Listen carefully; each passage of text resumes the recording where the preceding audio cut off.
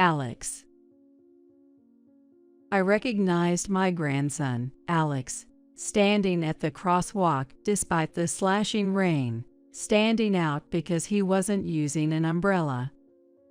I leaned over from the passenger seat, flung the door open, and called out loudly as if scolding him, "Alex, get in the car now."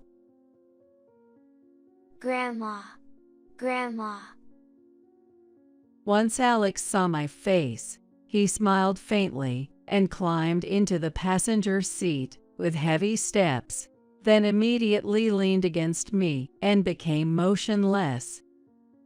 I shook his shoulder and slapped his cheek repeatedly, calling out, "Alex, Alex," but he kept his eyes closed, breathing roughly, and wouldn't respond. Touching his forehead, I felt an abnormal warmth and exclaimed, "He's burning up." Grandma's hand feels good. It seemed Alex faintly felt my touch, murmured this, and then lost consciousness. "Alex, stay with me." I pulled out a thermometer I always carry in my bag, placed it under his armpit, and it read 102.6 degrees Fahrenheit. This is dangerous. Realizing this, I immediately called 911. Soon, I heard the shrill siren of the emergency vehicle, along with announcements directing the line of cars to make way. "This way. Please hurry." Unable to stay put, I ran out into the pouring rain and signaled to the ambulance. My name is Catherine K., 56 years old. Having lost my husband 2 years ago, I now work at a diner called Relax Place, just a 10-minute drive from my home, to alleviate my loneliness. I have been like family with the owner and his wife for a long time, and my husband and son, Mike, used to often eat there on weekends. Since my husband died and Mike became independent, those times have become distant memories. However, now the moments I spend quietly watching my grandson Alex eat are my greatest joy. Mike's wife, Jenny, found out she had cancer 3 years ago and passed away despite treatment. Since then, I've occasionally taken care of Alex so he wouldn't feel lonely, as if I were standing in for Jenny. Perhaps I am being healed of the loneliness of losing my husband by Alex. A year ago, Mike told me about a woman he was considering remarrying. "You can't keep feeling down. For Jenny's sake, and for Alex's, you have to move forward," I always firmly told him, and I was relieved to hear this news. Her name is Sarah, a colleague from his company. She's 8 years younger than him. Mike often recalled her with a carefree smile, saying she was always ready to help him. I wondered how he would work with such a smitten expression, but saw a spark of life in his eyes for the first time in a long while. So even though I didn't say it out loud, I was cheering him on in my heart. "You can do it." Sarah promised to quit her job and become a full-time housewife to take care of Alex after getting married. "I can trust you with Mike and Alex. I'm looking forward to our future together." I had a good impression of her at that time. When I visited their apartment, "Welcome, Catherine. I'll make some tea right away." "Well, let me bake some cake too. I'm really good at that." Sarah greeted me with sparkling eyes and an overly enthusiastic manner. "Oh, thank you." "Then how about a shoulder massage? You must be tired from the drive." I was taken aback, but she seemed restless, unable to sit still. I'm actually good at massages, you know. My parents back home always rave about them. While she showed care for me, I felt a bit of discomfort at her eagerness to showcase her charm. From the moment I entered the room, her readiness to respond to every little action seemed overly deliberate to me, and I couldn't help but find it artificial. Furthermore, Sarah kept lamenting that she had run out of tea snacks. If I had known you were coming today, I would have lined up in the morning to buy that popular pudding. What a shame. I'm such a thoughtless DIL. I apologize. Sarah apologized so deeply that I felt embarrassed. Interacting with her, everything seemed calculated, but I hesitated to voice it. And after all, it's not my place to interfere in my son's marriage. Perhaps Sarah is just struggling to find the right distance with her new family. I convinced myself that over time, the emotional barriers between us would disappear. One day, a year after their marriage, Mike brought good news. Sarah is pregnant. His excited voice made me tear up. Is that so? Congratulations. That was all I could say with a trembling voice. You seem very happy today. Something good happened. My smile was so constant that even the owner of Relax Place teased me. A regular customer said my smile made them feel like working hard in the afternoon.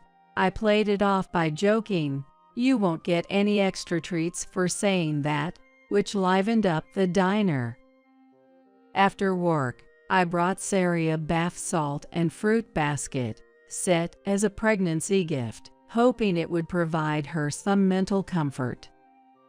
As this would be my second grandchild, I was thrilled at the thought of Alex having a sibling to grow up with. After parking in the visitor spot, I glanced at the park across the street and saw Alex sitting on a bench, looking down. "What are you doing here all alone?"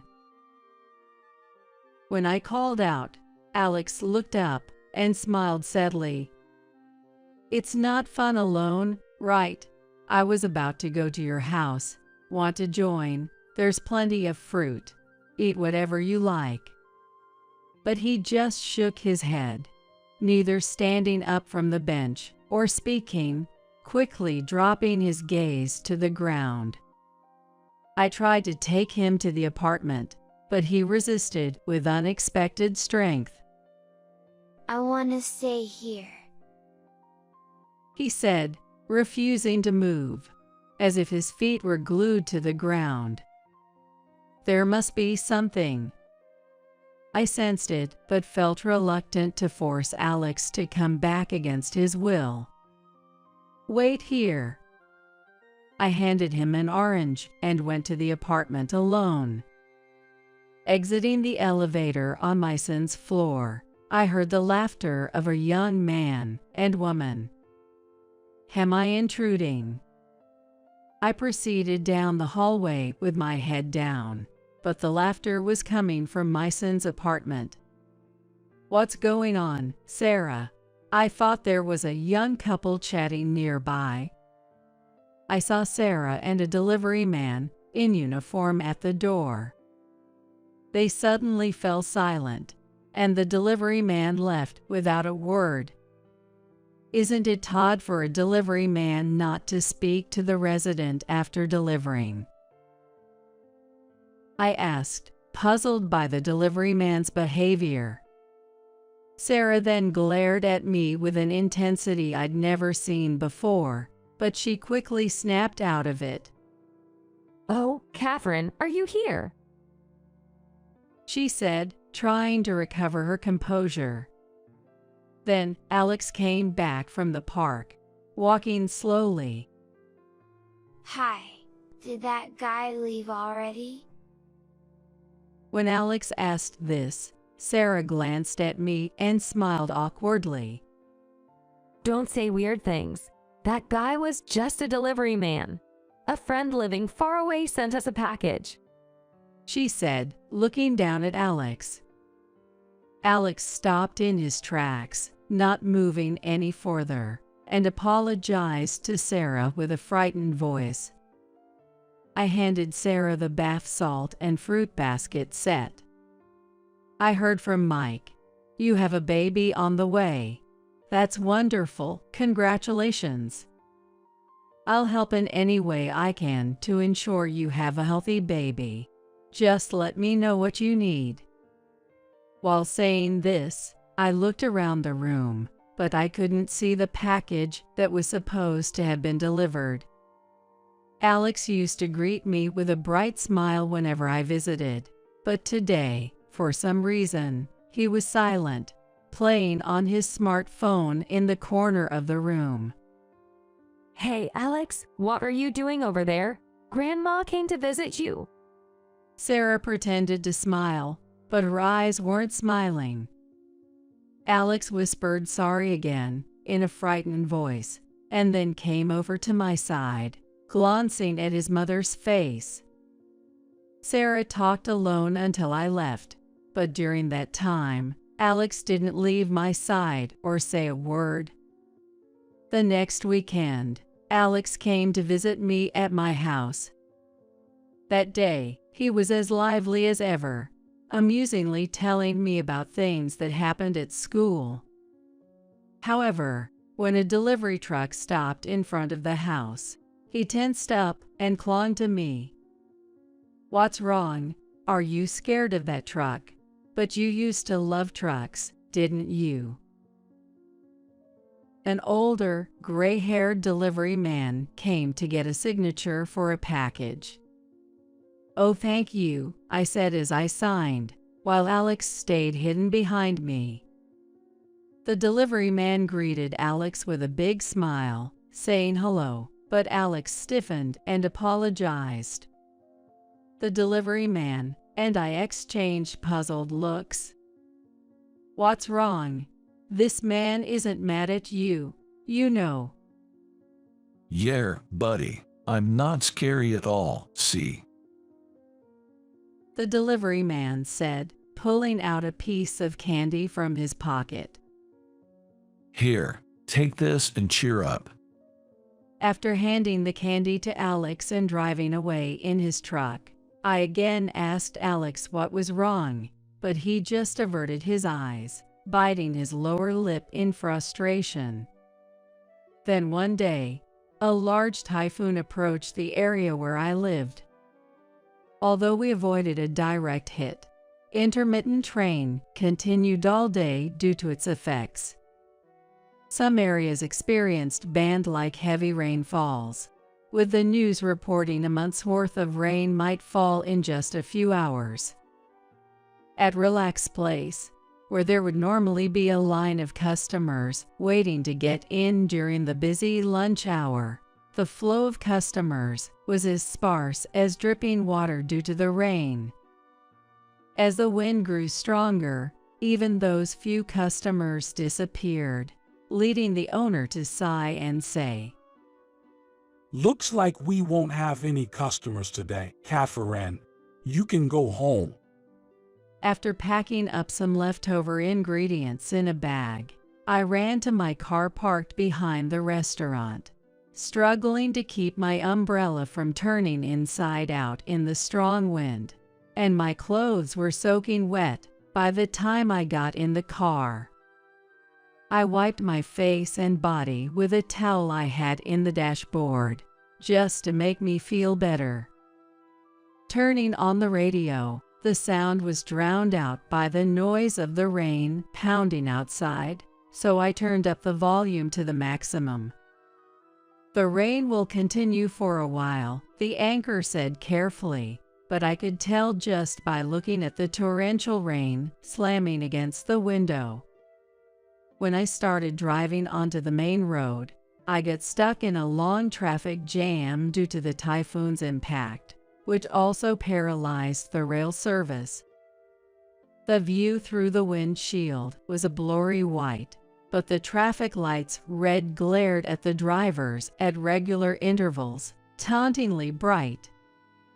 I wonder if there's anyone brave enough to walk the crosswalk in this downpour. Glancing casually at the sidewalk, I spotted a boy about elementary school age. "What, Alex?" I recognized him instantly because, despite the heavy rain, he stood out without an umbrella, dragging a plastic bag with its handle apparently torn off on the asphalt. I leaned over to the passenger seat to open the door and called out to him as if scolding, "Alex, get in right now." Grandma, Grandma. Seeing me, Alex smiled faintly, climbed into the passenger seat with heavy steps, then immediately leaned against me and became motionless. I shook his shoulder and slapped his cheek, calling out, "Alex, Alex," but he kept his eyes closed, breathing heavily, not responding. Feeling his forehead, I noticed an abnormal heat and exclaimed in shock, "Well, you are burning up." Grandma's hand feels nice. Feeling my touch, Alex murmured this before losing consciousness. "Alex, hold on." I quickly took the thermometer from my bag and placed it under his armpit, displaying a temperature of 103.1 degrees Fahrenheit. I rushed to send a message to Sarah via text, but no matter how long I waited, there was no reply, not even a read receipt. What is she doing at a time like this? Anger toward Sarah welled up, but I realized I needed to focus on saving Alex's life and immediately called 911. The plastic bag Alex clung to was stuffed with lots of snacks and fruits like apples, pears, and bananas, but I had no time to question it then. Soon, I heard the high-pitched siren of the emergency vehicle and announcements directing the traffic to make way. "This way, hurry, please." I couldn't stand still and ran out into the pouring rain to signal to the ambulance driver. Upon reaching the hospital, everything was set for immediate reception, and Alex was quickly attended to by a doctor. "It's a cold, with symptoms of pneumonia. Fortunately, it's mild, and there's no threat to his life. We'll start within 4 and then move on to oral medication." "Thank you," I said, relieved, but the doctor still looked concerned. Doctor, is there something else?" "The cold isn't from getting rained on just now. He probably had it before then. The swelling of the tonsils and the rash under his nose. These don't happen in just an hour. It's likely that Alex had been sick with a cold since yesterday or the day before. Yet he was out in the rain without an umbrella. Poor thing. Look how red and chapped his nose is from wiping it so much. The pneumonia was mild, but a slight delay in treatment could have been life-threatening." The doctor looked at me questioningly, but I had no idea how to respond. Grandma. Alex regained consciousness and called out to me in a weak voice. I held his hand and spoke gently into his ear. "Alex, what is it? Do you want to say something?" That man. The delivery guy, he's really close with her. When Dad's at work, the guy always comes, and I've seen them hugging each other. "Her? You mean Sarah?" Alex struggled to convey what he had witnessed, and I felt an overwhelming sense of anguish. This meant Sarah was having an affair. I've been sick since yesterday. But today, that guy came again and told me to leave right now. I said no because I didn't want to go out in the rain. Then, the guy packed up various things into a plastic bag, telling me you are in the way, go play delivery boy, and sent me out. The plastic bag, the one you had, filled with snacks and fruit, was it heavy? Did that delivery man make you carry it? Alex nodded clearly. The guy said, take it to Grandma's place, with a laugh. The doctor and I exchanged looks. This is serious. As a doctor, I cannot overlook this situation. I can't forgive her either. We must do something about that woman. The surge of anger and sorrow within me felt ready to explode. By the time I was heading home, the rain had stopped, and the sunlight shone brightly on the moist asphalt. Jenny, I'm so sorry for this. I promise to protect your precious Alex. I talked to the photo of Jenny smiling happily while holding newborn Alex. I felt guilty for not realizing his suffering. Not only was I angry at Sarah and her lover, but I also felt the weight of my own inadequacy. When Mike said he wanted to remarry, I was overjoyed, thinking it meant he could move past his sorrow and start anew. Now, feeling resentful towards my past self, I repeatedly punched my thigh, trying to release some of the pent-up emotions, though it was nothing compared to Alex's pain. The doorbell rang, and thinking it was a visitor, I hastily wiped my tears and forced a smile in the mirror. Coming, I said, heading to the door to welcome the guest. There was Sarah, smiling, still unaware of everything. I'm so sorry, Catherine, for making you look after Alex. She was still playing the part of a considerate mother. Alex, Mommy is here to pick you up. Come out. Sarah called out loudly towards the back of the house, thinking Alex was playing there. What? Alex isn't here today. Are you saying he's not at your house? Then where could he have gone? I feigned ignorance about Alex's whereabouts, and Sarah's face turned pale rapidly. What do you mean he's not here? Alex definitely said he was going to Grandma's house and left excitedly. Did he really say that? That can't be true.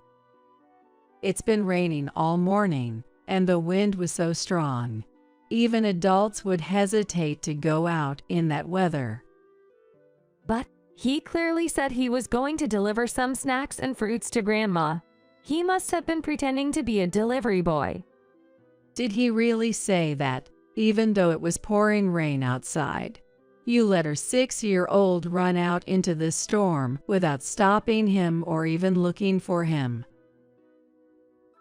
I didn't stop him, because, I let children do as they please, you know.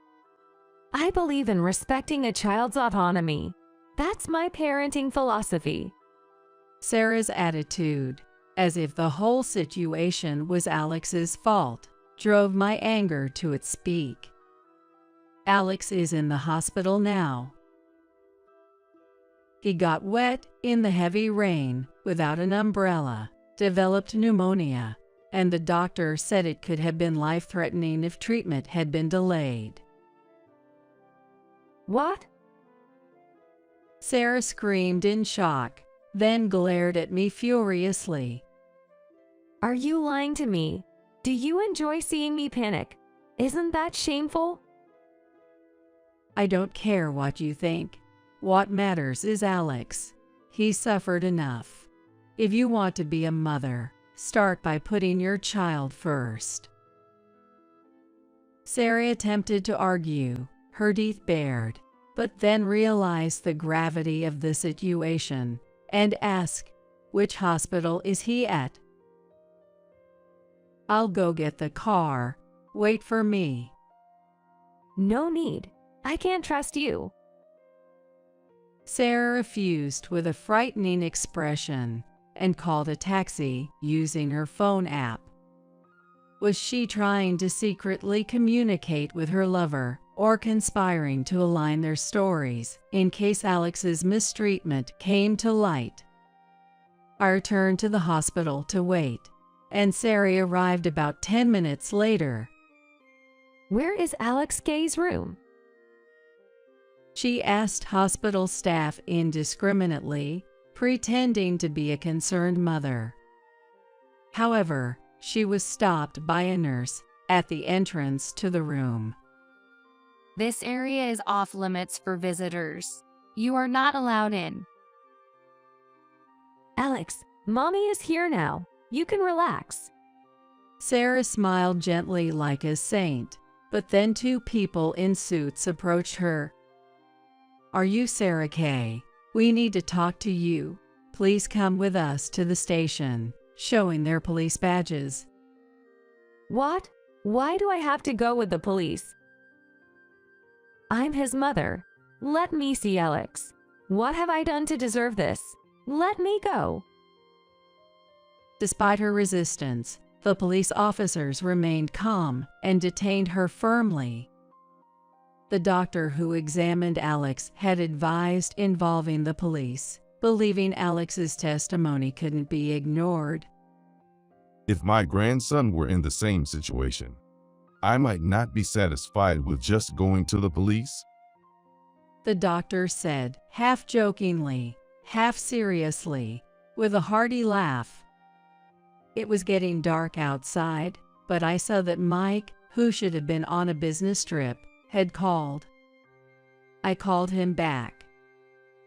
I had a meeting in the next county and came home early to find no one there, and I was shocked. I told Mike everything that had happened that day without hiding anything. Initially, he was skeptical, but his tone gradually fell, and he promised to look around the house for any evidence. About an hour later, Mike called back.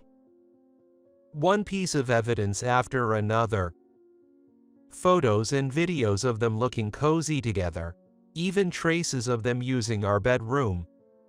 Learning of his wife's betrayal and the mistreatment of his precious son left by his late wife, Mike spoke as if venting his hatred.